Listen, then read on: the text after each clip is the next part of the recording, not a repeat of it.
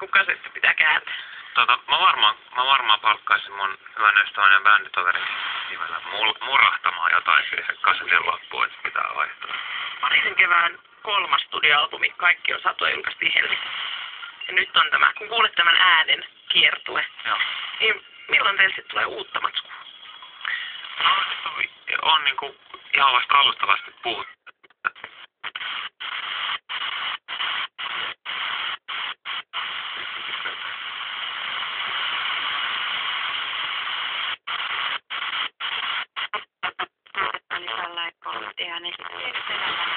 Nyt on kustannukset.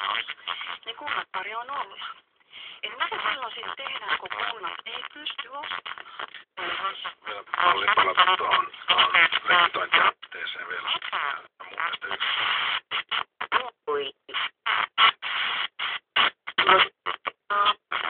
On koulutus. Koulutus on hyvin keskeistä ja itse olen ollut suurissa kansainvälisissä yhtiöissä töissä ja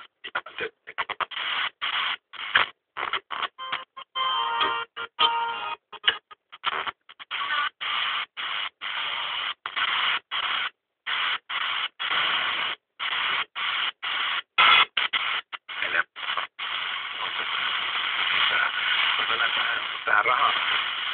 Ja tuohon.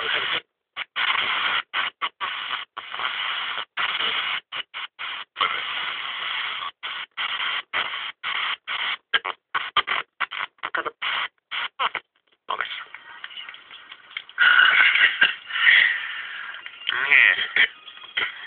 Mitä jos pääsis Mati ja Tepon läppäriksi tai jotain, en tiedä.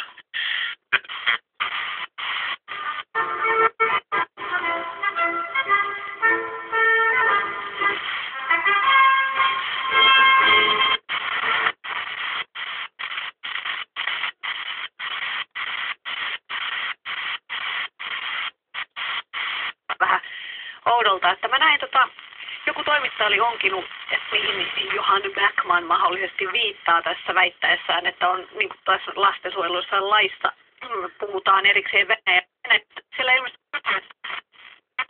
viranomaisten on syytä muistaa, että joissakin maissa, joista tulee ihmisiä ja perheitä Suomeen, niin lasten ruumiillinen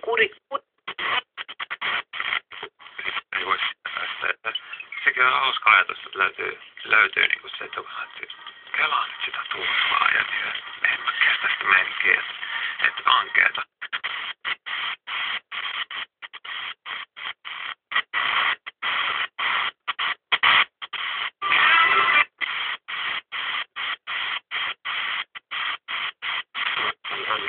On meidän Venäjän pelko.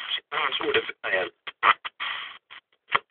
Siis mehän emme olisi näin peloissamme ja vartaissa. Jos olisi mikä tahansa muu maa. Esimerkiksi Norja tai Ruotsi. Uhkaatko sinä meitä Norjalla? Niin. Ja sitten tää on, siis mä oon niinku henkilökohtaisesti.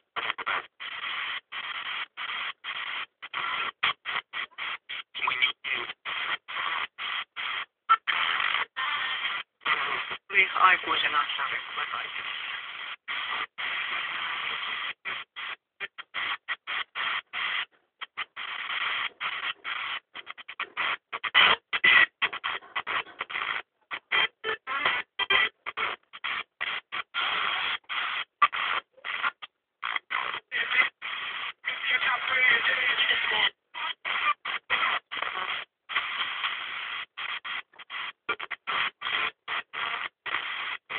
Ilmeisesti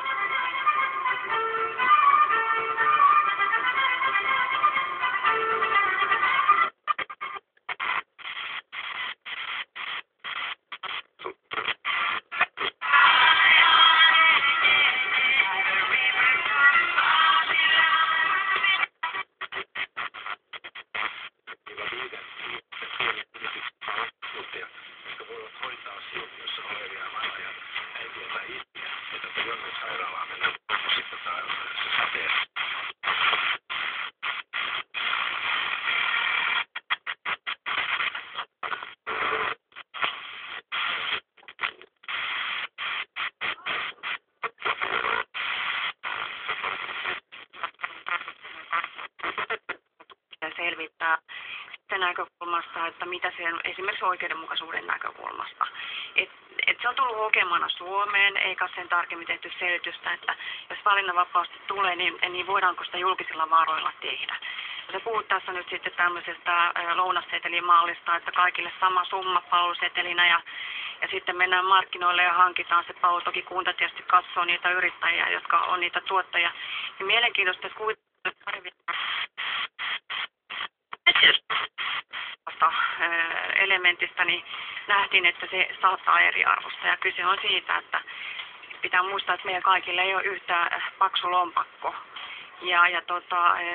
Välttämättä se palvelusetelin arvo, niin se ei ehkä riitä siihen, kun sä menet yrittää sen palvelun ostaa, vaan yrittäjällä on ehkä omia intressejäkin vielä siihen päälle laittaa siivuna. Tässä kohtaa niin pitäisi mun mielestä käydä tämä palvelusetelimaailman keskustelu ja valinnanvapauskeskustelu. Ja valinnanvapaus on tietysti sitä, että siihen luodaan tällä hetkellä juuri erilaisia välineitä. On